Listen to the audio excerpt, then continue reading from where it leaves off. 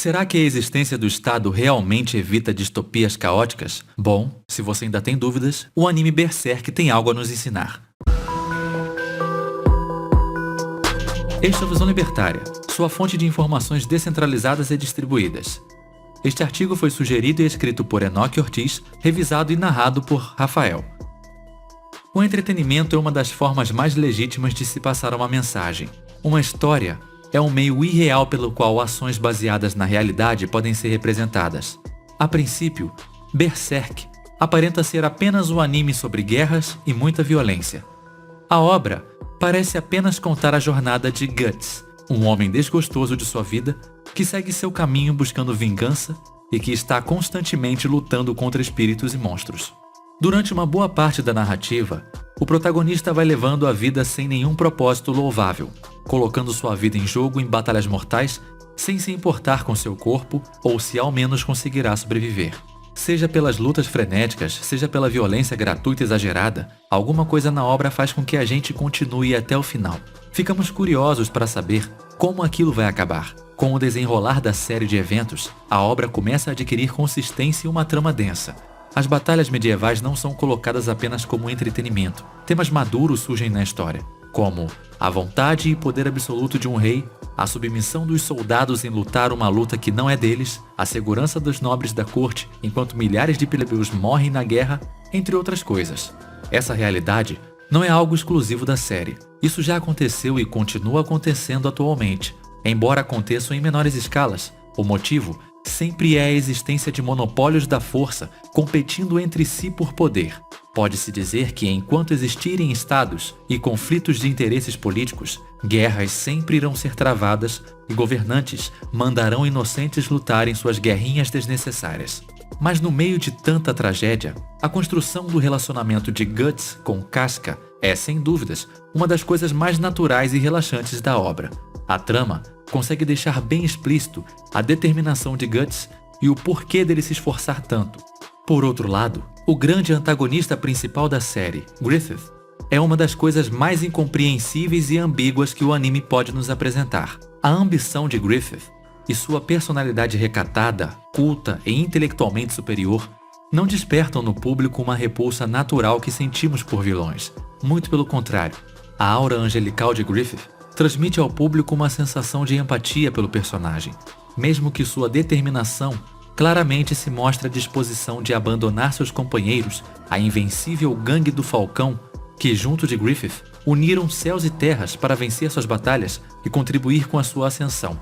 Essa ascensão, conquistada com esforço e lealdade junto de seus companheiros, não era grande o suficiente perto do poder imensurável de demônios oferecido pelos anjos caídos em troca do sacrifício de seus amigos. Para alcançar o poder de demônio, Griffith não hesitou nem um pouco em sacrificar a gangue do Falcão. Por sorte, Guts e Casca acabaram sobrevivendo e fugindo. Mas após perder seus companheiros e ser traído por seu melhor amigo, o protagonista jura vingança contra Griffith.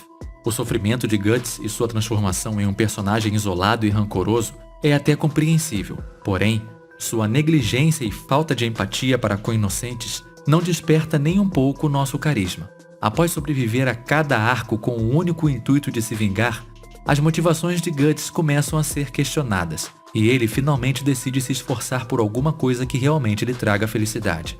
Guts, então, segue seu caminho querendo reencontrar Casca, e durante o percurso, ele conhece e adquire companheiros incríveis que o acompanham e o ajudam em sua perigosa jornada. É perceptível no grupo que cada um dos membros possui suas motivações pessoais, e que se todos se ajudarem voluntariamente, cada um irá alcançar seu objetivo em determinado ponto. Porém, por mais difícil que seja a jornada de Guts, o grupo ainda se mantém unido e é assim que eles encaram e vencem os desafios em seu caminho.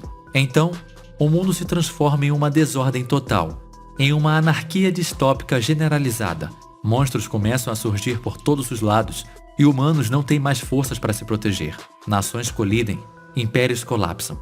A estrutura de poder central, política e hierárquica se desintegra completamente. E é nessa hora que Griffith reaparece na série. Como sempre bem representado no anime, sua figura transmite força, segurança e ascensão.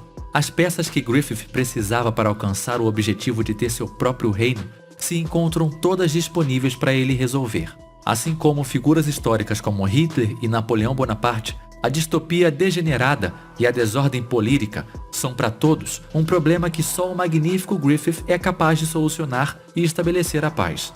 Como nos livros de história, Griffith realmente consegue estabelecer seu império.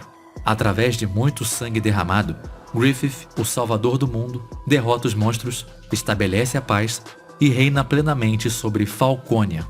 Além do poder de demônio, ele conta com um arsenal bélico de monstros, demônios e humanos lutando lado a lado à sua disposição. A centralização militar do exército dele, assim como das forças armadas de qualquer país, claramente se mostra superior quando se trata de destruição e aniquilação. Não é nenhuma surpresa para nós libertários resumir as virtudes do Estado, a exclusividade do massacre e da chacina. Felizmente, esse é o único lado apresentado na obra.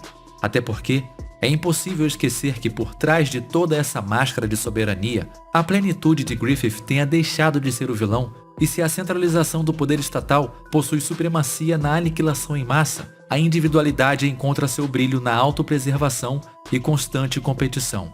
Isso fica mais evidente quando o personagem Reichert, um antigo companheiro de Griffith e Casca, consegue desenvolver itens extremamente úteis para sua sobrevivência na escala de autodefesa. É realmente admirável observar que em um cenário apocalíptico distópico e numa ambientação medieval, alguém consiga desenvolver bestas de carregamento automático e disparo de múltiplos projéteis. A necessidade de sobreviver e facilitar a sua própria vida permite que o personagem desenvolva próteses mecânicas e até mesmo bombas hidráulicas. Quando colocamos nossa proteção nas mãos do Estado, esquecemos nós mesmos de nos armar e de nos proteger. Mas quando o Estado se mostra incapaz de nos proteger, nosso instinto primordial de autopreservação fala mais alto, e nós inventamos alguma maneira eficiente de nos manter vivos sem estar sujeito à centralização militar. Com as muitas milícias de civis armados que têm surgido nos Estados Unidos e podemos ver em notícias recentes. Infelizmente, o mangá de Berserk ainda não foi concluído. Então, no momento, é difícil apresentar um desfecho concreto, mas do material que já foi divulgado, podemos estabelecer críticas e comparações que vão ao encontro com os pensamentos libertários. Não é nada raro para nós ver alguém pressupondo equivocadamente que um mundo sem Estado é uma bagunça, uma distopia, um caos generalizado. E mesmo que esse fosse de fato o caso, Berserk nos mostra que mesmo nessa realidade bárbara e ausente de ordem e civilização, estabelecer uma sociedade hierárquica e coercitiva não é a única opção. O desenvolvimento de novos recursos para a autodefesa, a formação de grupos e milícias voluntárias com vista na autopreservação, é naturalmente dedutível e autêntica em qualquer realidade apocalíptica que possamos imaginar.